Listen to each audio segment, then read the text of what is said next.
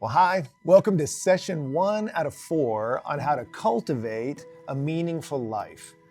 I remember years ago, I was invited to negotiate the obstacle course on a Navy SEAL base. And I'm pleased to say that after several minutes of leaping over logs, climbing ropes, and whatnot, I completed the course in under 12 minutes, the minimum time to become a Navy SEAL. But then the SEAL that was leading me through it decided he wanted to run it, and he ran it in under 6 minutes.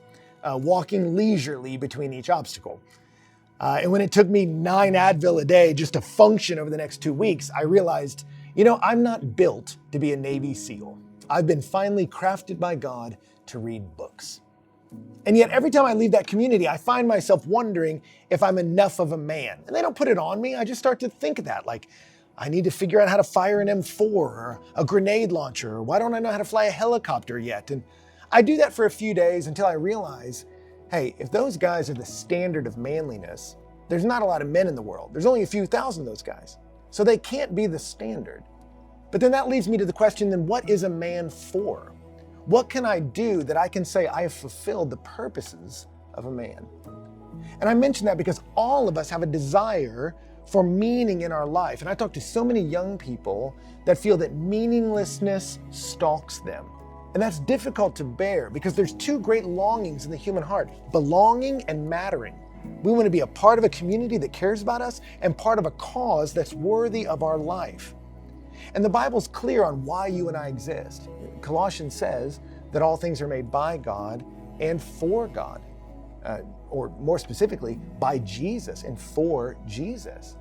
When Jesus was asked, what's the greatest commandment? He said to love the Lord your God, that you and I are made to know and enjoy our Maker.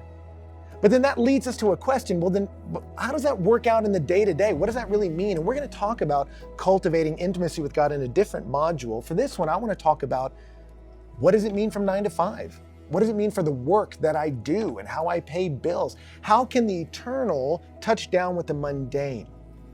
And if great whats only happen because of great whys, you and I need to first understand why we're here. Then we'll figure out what to do with that. So why we're here, the best thing to look at is created intent. What are we made for? If a fish is most free when it swims, if a phone is most free when it's used to call or text, what are you and I for?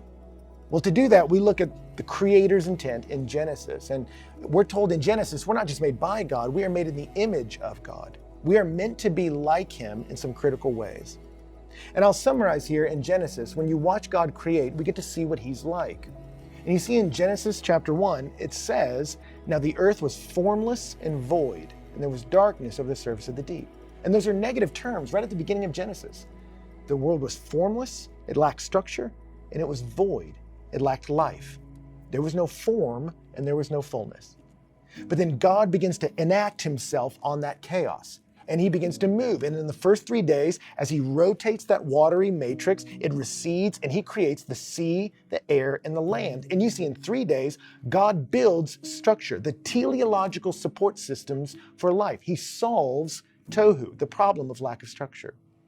And then in a beautiful poetic form, in the next 3 days, He fills each of those structures with life. He fills the sky with birds, the sea with sea creatures, and the land with animals and humanity. And you watch God in stunning beauty and with creativity, by the wisdom in His mind and with the strength of His power, because of the love in His heart, He builds a structure, but not a stifling structure, one that allows life to flourish.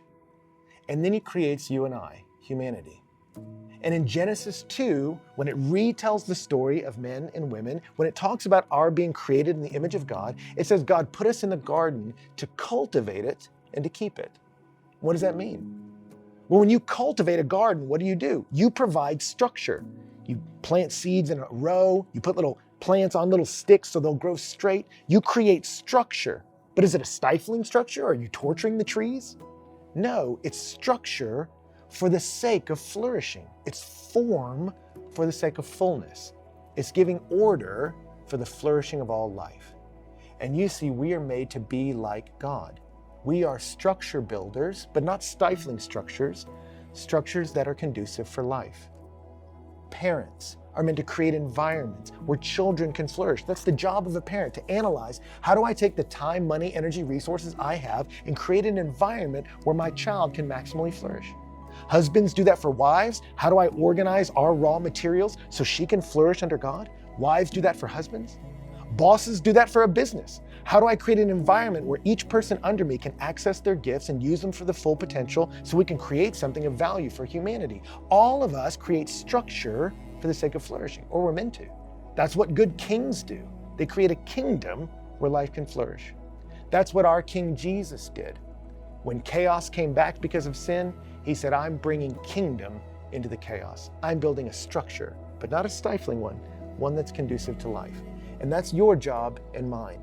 It's our creation mandate to structure our lives so we can flourish. We're meant to do it for others who we're influenced by, and we're meant to do it for ourselves.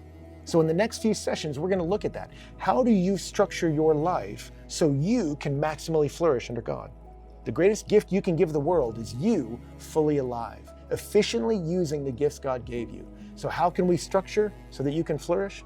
We'll look at that together in the next few sessions. See you next time.